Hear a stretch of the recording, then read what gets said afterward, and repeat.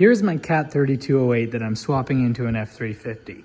I'm doing an update now because I haven't done a lot, but I do have the turbos mounted. That involved making some very custom exhaust pipes that go up from the bottom dispensing manifolds, loop around up to the top.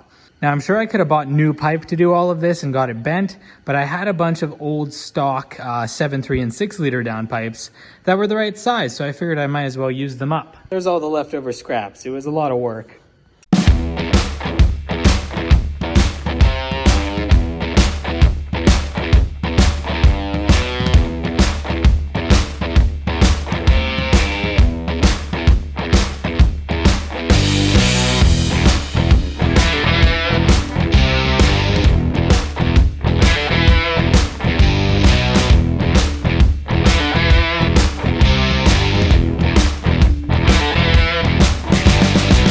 The welds are ugly, just like me, but I can clean those up. I got a little bit more work to do on them, but they're pretty well there. That's about where the turbos are gonna sit. One on there, and one over there. It was a little bit of a pain to make them all work. It took a lot of grinding and welding to make it fit, but they're mocked up now. I might have to lower that one a little bit and adjust, maybe bring that one in a bit to fit in the engine bay. This is just to see where everything's gonna be. I cut out the turbo flanges on the CNC.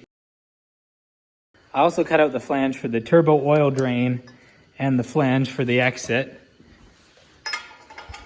I didn't have any plans, I just measured and did the CAD work myself.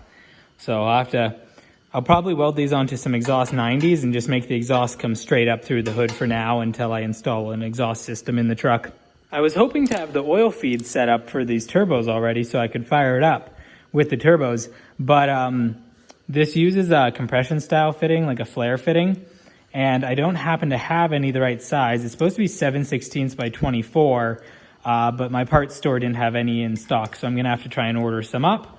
But I'm going to make it out of 1/4-inch line, bend it all up, and probably tie it in nicely like these fuel lines, bend it all nicely together, and run it back to the oil feed. That should look pretty good. And then for the oil drain, I'll probably end up using hydraulic hose, or maybe even I'll bend up some steel line for that too. Made some engine lifting plates because I didn't want to drop the engine like I did last time. I just used the CNC, quickly drew up some plate mounts and cut this out a 1/4-inch plate. I did one at the front here, which I think it'll look all right. I'll probably just leave them on the engine under the hood for when I got to pull the engine out in a week. And they're at the back. Used 2 1/2-inch grade 8 bolts. I bought new bolts because apparently using used bolts is a bad idea because I was lifting the engine with some used grade 8 bolts and the one snapped. Here's the cover of where the compressor used to be mounted. I think what I'm gonna do is go ahead and tap 2 pipe threads into them and run the turbo oil drains into those. So they'll have a fitting there and a fitting there. And I think that'll be nice, so I don't have to run the oil drain from the turbos very far. I think these are pretty Mad Max style up pipes, and I'm hoping I don't have to modify them too much to fit in between the frame rails, but it did turn out the way I wanted it to. That looks pretty cool, so I'm not really disappointed with the results. I do wish I thought about it and got a reversed compressor housing for this turbo though, so they'd kind of both, basically look like mirror images of each other, or if I got like a completely reversed turbo. But I'll make it work like that for now. I live up in Canada, and right now we have a postal strike right now, and I order most of these parts online, but I can't get anything online because of the postal strike and there being Christmas. So it's really set back this project. I was hoping to have a lot more done by now, but I live out in the middle of nowhere, so it's hard to get parts, and getting them by mail isn't an option right now. Now I still need to take the oil pan off, and I need to flip it around the other way. Don't worry about the engine stand there. It kind of tipped over like this because I took the supports off. I'm gonna have to rethink that because that's not very safe. I need to switch the oil pan around so it doesn't interfere with the cross member in the truck. When I dropped the engine, I only really broke a couple things. I broke the thermostat housing, which is unfortunate. Went there like that, but I don't think it was the right angle I needed anyways. But problem is, I was looking online trying to find these, and there's none available. I can order some out of the States, and they're gonna be like $300 or $400. If someone in Canada happens to have one of these, they'll sell me, contact me.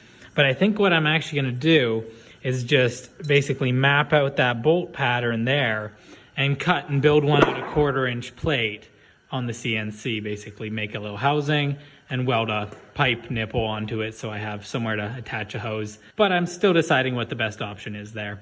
I did break this fuel filter housing, but I just JB welded that back together and it's pretty good for now. I might relocate that anyways or get another one. That's not a big deal.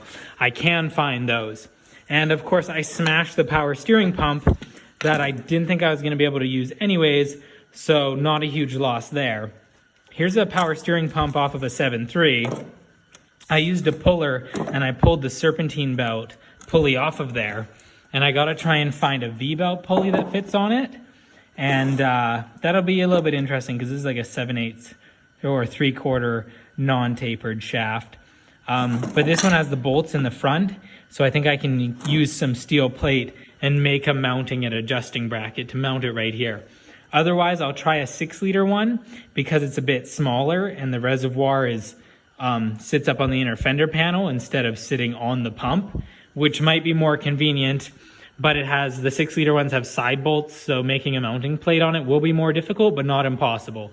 So hopefully I'll have that figured out soon. I do wish that this wasn't such a challenging pattern to try and replicate, but I think I'll be able to do it. These turbos also have a coolant option, so I guess I'll get some barbed fittings and run some coolant through them too. Just, you know, anything that helps really. So I made this cover for the intake out of 1/4-inch plate, but I think what I'm gonna do eventually is cut it out and make a Y pipe coming off of here. So one Y's off this way, the other one Y's off this way, and then I'll use some boots and run turbo into that way, turbo into that side with the Y, and maybe I will end up doing an intercooler later on, but not to start. Or maybe I'll do like an intercooler laying on the top with an electric fan or something, who knows. I've also been busy working on the big shop that I showed in a previous video. This used to have 2 stories. I removed the upper story and I built all those trusses because it didn't have any originally. There isn't much for lighting in here, but that'll be changed soon. Hopefully we'll get some insulation and some better heat in here. It's a 50 by 30 foot shop and it's got like 13-foot ceilings. I got to install a big door there. Hopefully that'll all come soon so I can have a little bit more space for projects. On the bright side, I have enough firewood to last me 2 years. Hopefully with a lot more shop space, I'll be able to start new projects and I'll be able to keep things in the shop for longer. A 2-post hoist will make it a lot easier for pulling bodies too. Especially because I can't really work outside this time of year. I do need to go and pick up another clutch because the clutch that was on this engine has a 1.5-inch spline and our transmission has a 2-inch spline. So I'll have to pick up another one of those. It's unfortunate because this clutch is in pretty good shape, but it doesn't fit on the transmission. It's just too small. Yep. Could try spitting on it, I guess. Whoever pulled this engine snapped the throttle lever right off, so I made a new one that's probably gonna need a little bit of adjusting. There's a return spring. That's gonna work for now. I'll probably have to put the cable holder for the throttle. I'll make a mount onto here.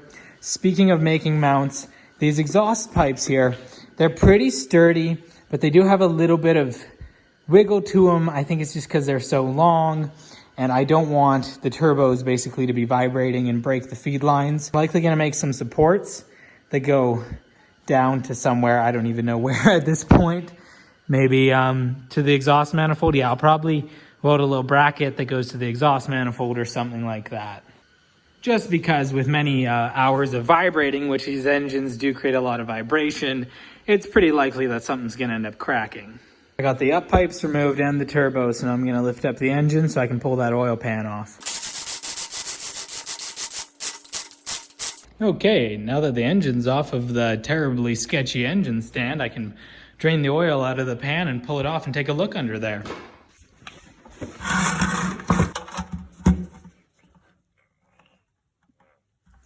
little bit of metallics on there, but otherwise no big chunks. I got the oil drained into a bucket here, and that looks like it's about 1/3 of a pail. So that's really not as much oil as should be in there. Good thing I ran it with a gauge on it though, and it did have oil pressure, so everything will be fine. But I am gonna pull that oil pan off now and see how difficult it is to switch the oil pickup to the other side. So the pickup tube is right next to the oil pump there. So I'd have to find a piece of tubing the same size and make an extension to go all the way to the back of the engine. Now the oil pan was crushed and it kind of crushed that pickup screen, so I might try and find a different one, or at least just make sure it's in good shape. Because if the screen's broken at all, you have to worry about bits getting in there, or even bits of the screen getting into the pickup. For the oil pan itself, it's actually pretty clean in there. A lot of the times you'll find little bits of casting that is broken off over time, but this is pretty clean, so that's always a good sign. I think I'll probably pull those main bearing caps off and the rod bearing caps, and I'll just check, make sure they're in good condition. If they look like there aren't any score marks, I'll probably just run them, because you don't need to put in new bearings if the old ones are in good shape.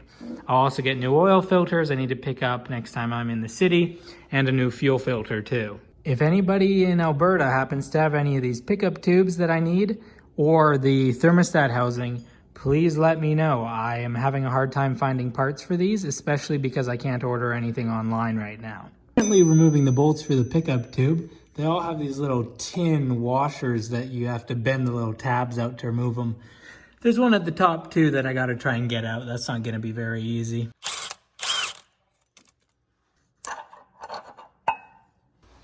Okay, so now I'm looking at the bottom of the oil pump here, and it looks like it actually might hang down a little bit too much. So I'm kind of worried about whether the oil pan is even gonna clear when it's on the other way, or whether I need a different oil pan to modify the oil pan or get a different oil pump. Time to measure. So it looks like the pump sticks down about 3¼ inches. So let's see how much clearance we have. Not much clearance at all. So I guess I'll go ahead and see if I can line it up. And now I need to see how long I need to make a tube to come back here for the oil pickup. I'm gonna guess I need to make about a 9-inch tube. Actually, I'm wrong. About a 12-inch tube will bring the oil pickup down back, so it's at the bottom of the oil pan, and I'll have to make some tabs that support the pickup tube so it doesn't break off from vibration. This is pretty beaten up, so I'll see if I can straighten it out. Otherwise, I'll get a different weld on one. But that's probably 1.5 tubing. Yeah, that's 1.5. So I'll get some 1.5 tubing and extend that a bit. I'll get some 1.5 tubing and I can just cut it right about here and extend it. The engine does say it's a reman, and it was supposed to have pretty low hours. And I think I definitely believe that, because this is a very clean bottom end. Most of the time you'll have a lot of crud buildup, especially with older engines. But everything looks in great shape. The timing gears up there look amazing. So that's a relief. This is probably going to be a good engine for this. I mean, I'll take a look at the bearings and then I'll really know. I did not damage the oil pan like this. Someone decided to set the engine down on that oil pan, and look how creamed in it is. It actually kind of looks like they drug it around on its oil pan. Don't do that. I'm going to have to straighten that out with a hammer, probably use a torch and clean that thing up. And I'll give it a good paint too while I'm at it. But that's a terrible thing to do to a poor old oil pan.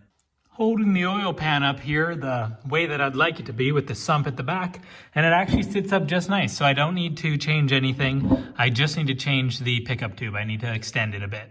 By the time I do the next update, the engine should be mounted in the truck, at least loosely mounted. I'm going to gut the interior out of the truck, pull the cab, and start fitting the motor this week. The thermostat housing and the power steering pump will also be the next thing I'm working on. I am pretty sure I'm going to be able to run this alternator like this, where I just basically kept the mount where it was and flipped it around on the top instead of the bottom. I think this will clear just fine. I'll buy a high-end electric compressor so I can have air horns on the truck and have the air system to run this shifter for the transmission.